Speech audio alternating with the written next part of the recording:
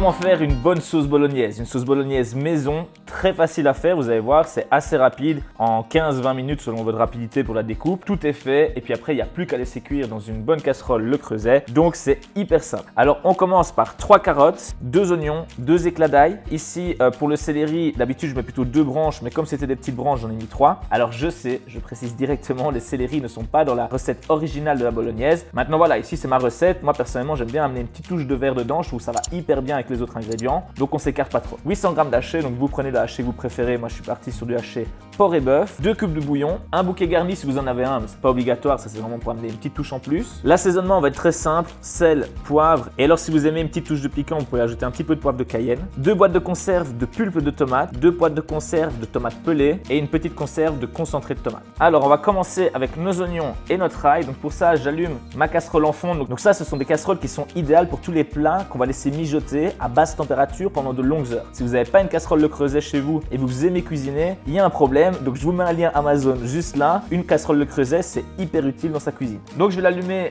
à feu doux. Je mets déjà un petit filet d'huile d'olive.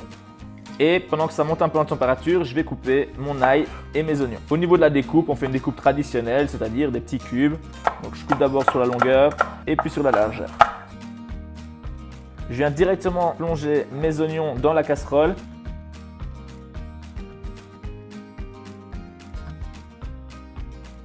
Et voilà, donc on a tous nos oignons qui sont dedans. On va pouvoir passer maintenant sur les éclats d'ail.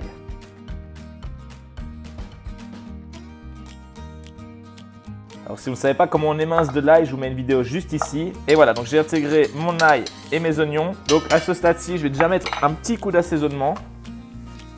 Toujours mettre du poivre noir, c'est bien meilleur en goût. Et voilà, comme vous voyez, ça ne colore pas du tout. C'est en train de suer tranquillement, c'est exactement ce qu'on veut. Et maintenant, on va intégrer nos carottes et notre céleri. Donc les carottes, on les coupe en 4 sur la longueur, également pour pouvoir en faire des petits cubes.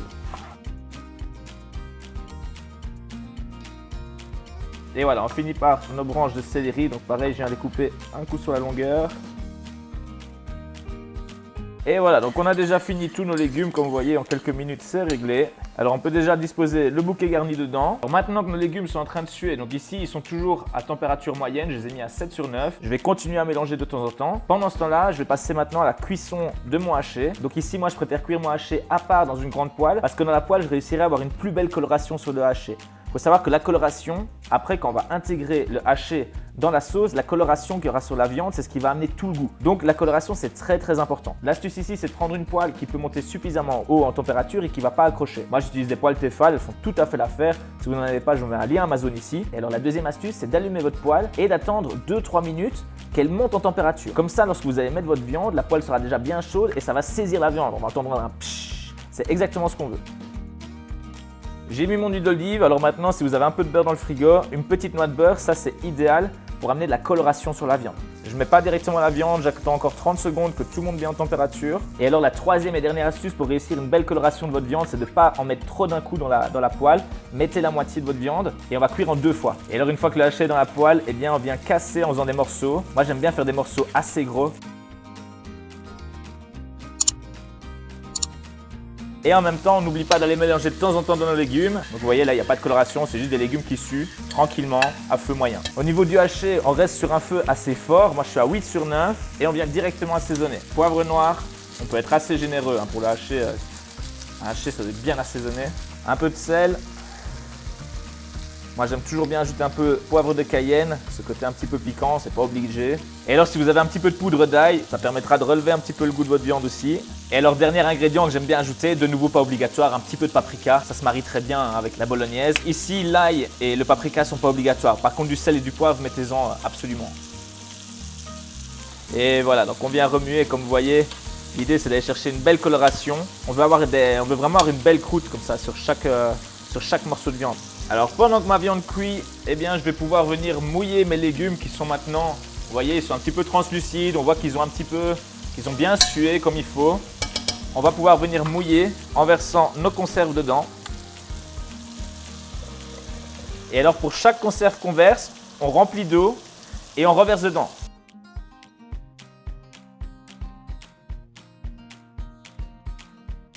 Et je viens évidemment mettre mes 2 bouillons. Et voilà, donc ici vous voyez j'ai une viande hyper bien colorée. C'est hyper appétissant, c'est gourmand ça. Moi j'ai déjà envie de le manger comme ça. Donc ça on vient le verser dans la casserole. Par contre le gras qu'on a dans le fond ici, on va essayer de ne pas le verser dans la casserole, mais de juste mettre la viande. Et voilà, donc ici ma poêle est déjà très chaude, donc je viens tout de suite remettre simplement un petit filet d'huile d'olive. J'attends quelques secondes que mon huile monte en température, mais la poêle était déjà bien chaude. Et je viens mettre le reste de mon haché. On réassaisonne. Pour moi, il y a vraiment deux grandes astuces quand on fait une bonne bolognaise. C'est premièrement la cuisson de la viande, elle doit être vraiment très bien colorée, très bien assaisonnée parce que c'est cette viande qui va amener tout le goût à la bolognaise. Et la deuxième astuce pour vraiment bien réussir une bolognaise maison, je vous la partage à la fin de la vidéo. Et voilà, donc à nouveau, on a une viande qui est bien colorée. Donc je viens l'intégrer à ma sauce. Et voilà, donc à ce stade-ci, eh bien, on a tous nos éléments dans la bolognaise. Donc c'est évidemment encore très liquide puisqu'on a mis de l'eau. On va laisser frémir pendant plus ou moins 60 minutes. Alors si vous voulez manger directement à ce moment-là, vous pouvez.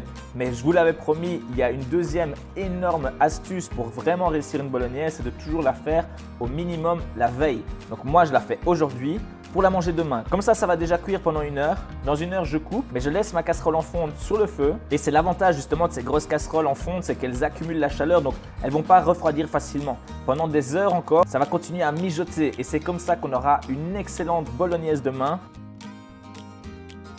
Et voilà les amis, donc la bolognaise a réduit toute la nuit. Et là, vous voyez, la texture, elle est nickel.